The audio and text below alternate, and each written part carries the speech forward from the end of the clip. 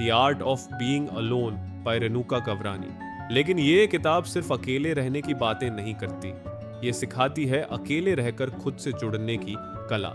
और यहीं से शुरू होती है आदित्य की वो जर्नी जो आपके और मेरे जैसे हर इंसान से जुड़ी है। इस वीडियो में हम जानेंगे कि कैसे आदित्य ने अपने अकेलेपन को अपनी ताकत में बदला और कैसे the art of being alone ने उसकी पूरी माइंडसेट बदल दी। शायद आपकी कहानी भी कहीं ना कहीं आदित्य जैसी ही है।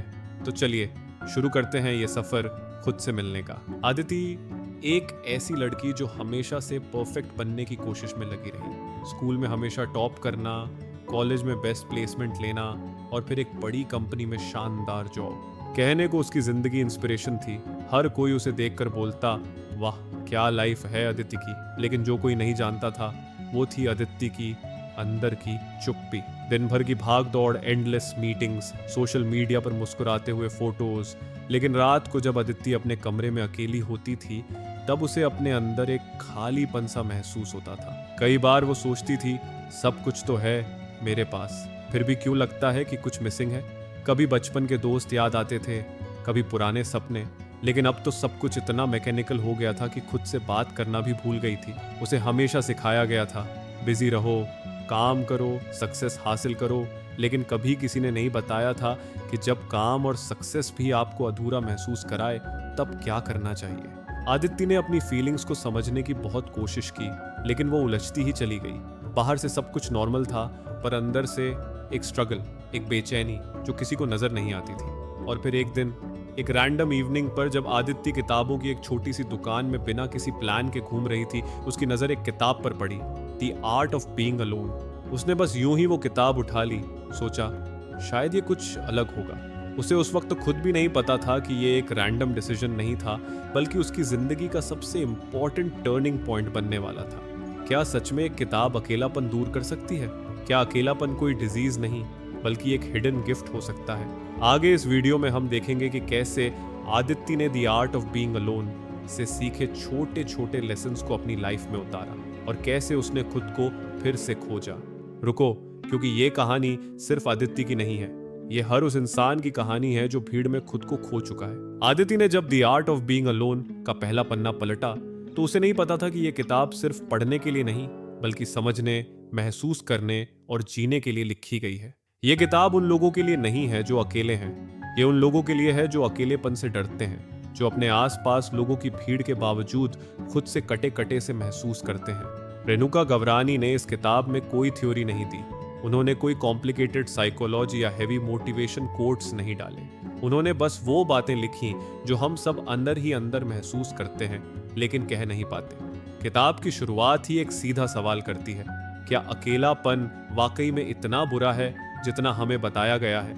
और यहीं से शुरुआत होती है हमारे माइंडसेट को बदलने की। हम सब बचपन से सीखते आए हैं, अकेले मत रहो, सोशल बनो, दोस्त बनाओ। लेकिन कोई ये नहीं बताता कि अगर लाइफ के किसी मोड़ पर अकेले रहना पड़ जाए तो कैसे खुद के साथ रहना सीखा जाए। और यही इस किताब का सबसे बड़ा मैसेज है। अकेले रहना कोई पनिशमेंट नहीं है बल्कि एक अपॉर्चुनिटी है खुद को समझने की, हील करने की और ग्रो करने की। जब आदित्य ने किताब के चैप्टर्स पढ़ने शुरू किए तो उसे ऐसा लगने लगा जैसे ये लाइंस सिर्फ उसके लिए लिखी गई हो। हर एक लाइन जैसे उसकी अपनी फीलिंग्स को आवाज दे रही थी। ये किताब कोई सलाह नहीं देती, ये साथ देती है, एक दोस्त की तरह जो आपको जज नहीं करता, बस क्वाइटली सुनता है और सटल वे में गाइड करता है। The art of being alone सिखाती है कि अकेलापन कोई कमी नहीं है बल्कि एक ऐसी जगह है जहां आप सबसे ईमानदार होकर खुद से मिल सकते हैं, जहां कोई दिखावा नहीं, कोई कंपटीशन नहीं, सिर्फ आप और आपकी रियलिटी। आदित्य के लिए यह किताब एक मिरर बन गई जिसने उसे उसका असली चेहरा दिखाया, वो चेहरा जो वो सालों से खुद से छिपा रही थी। अब सवाल ये है, क्या ये किताब आपके लिए भी वही मिरर बन सकती है?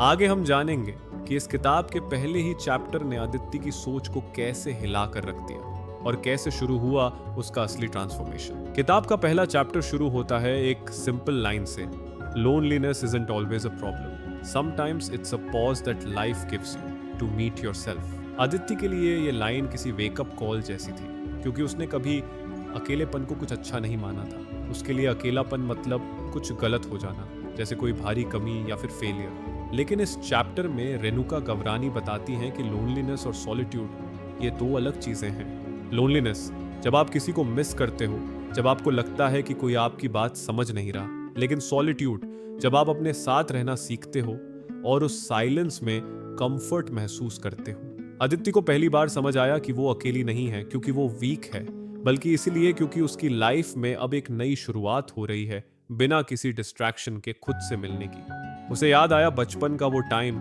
जब वो छत पर बैठकर चुपचाप आसमान देखा करती थी। कोई फोन नहीं, कोई मैसेज नहीं, बस वो और उसकी दुनिया। इस चैप्टर में एक लाइन आती है, silence is not empty, it's full of answers.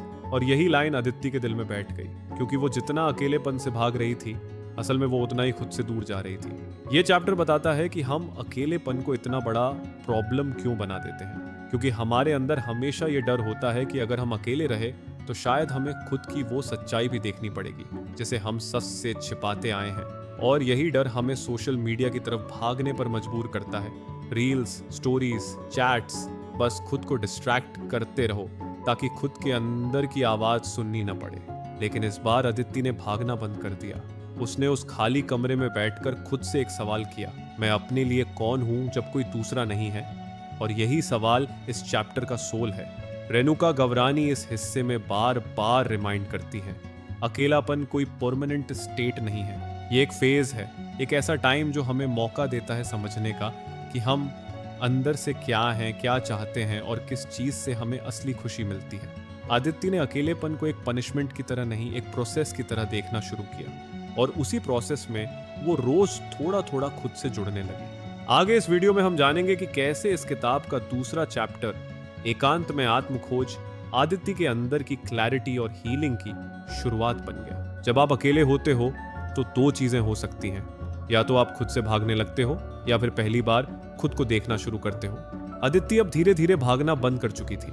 अब वो हर उस चीज को फेस कर रही थी जिससे वो हमेशा बचती आई थी, और यही शुरुआत थी सेल्फ डिस्कवरी की। अब वो सुबह की चाय फोन के बिना पीती थी, शाम को पार्क में टहलते वक्त लोगों को ऑब्जर्व करती थी और रात को डायरी में वो बातें लिखती थी जो वो कभी किसी से कह नहीं पाई। The art of being alone का दूसरा चैप्टर उसे ये सिखा रहा था कि खुद के साथ वक्त बिताना कोई लग्जरी नहीं, बल्कि एक नीड है मेंटल पीस और क्लैरिटी के लिए। रेणुका गवरानी इस हिस्से में एक सिंपल एक्सरसाइज बताती हैं, अपने आप से सवाल पूछो, जैसे वो मैं क्या महसूस कर रही हूँ, मुझे किस बात से डर लगता है, मैं किस तरह की जिंदगी चाहती हूँ। पहले पहले आदित्य को ये अजीब लगा, खुद से बातें करना, सीरियसली। लेकिन जैसे जैसे उसने खुद से जुड़ना शुरू किया, उसे समझ आया कि बाहर के शोर से दूर ये साइलेंस ही वो स्पेस है जहां सच्चे जवाब छिपे हैं। हम सब अक्सर दूसरों से सवाल करते हैं, तू कैसा है, सब ठीक, लेकिन अपने आप से ये सवाल पूछने की आदत भूल चुके हैं। और जब हम खुद से डिस्कनेक्टेड होते हैं तो पूरी दुनिया से डिस्कनेक्टेड महसूस होता है।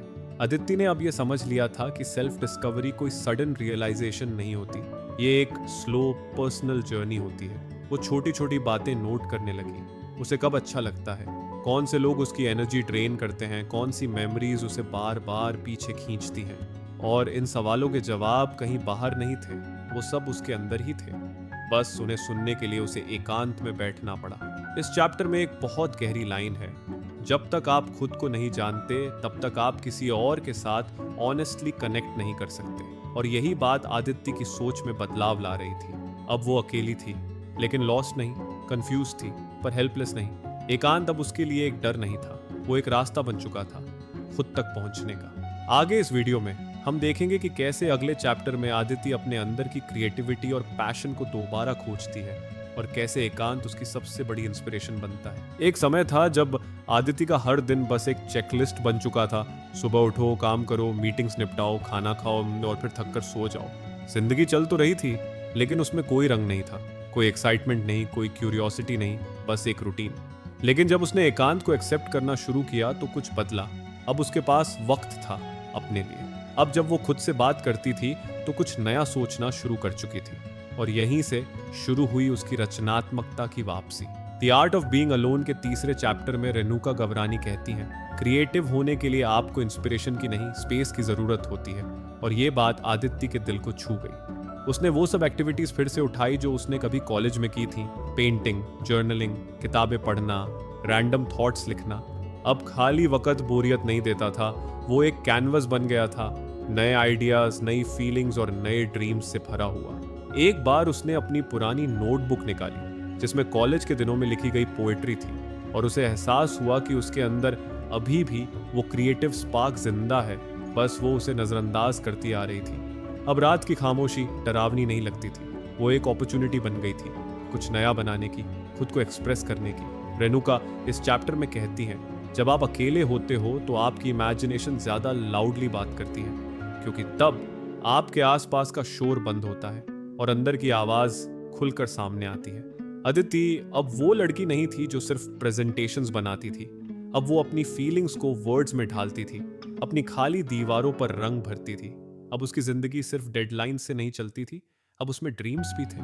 क्रिएटिविटी उसके लिए अब सिर्फ टाइम पास नहीं थी, वो एक हीलिंग प्रोसेस बन गई थी, एक तरीका जिससे वो अपने इमोशंस को बाहर निकाल पाती थी बिना किसी जजमेंट के। The art of being alone ने आदित्य को ये नहीं सिखाया कि अकेले रहकर क्या करना है, बल्कि ये सिखाया कि अकेले रहकर कैसे खुद के उस हिस्से को फिर से जगाना है जो वक्त और जिम्मेदारियों के बीच कहीं खो गया था।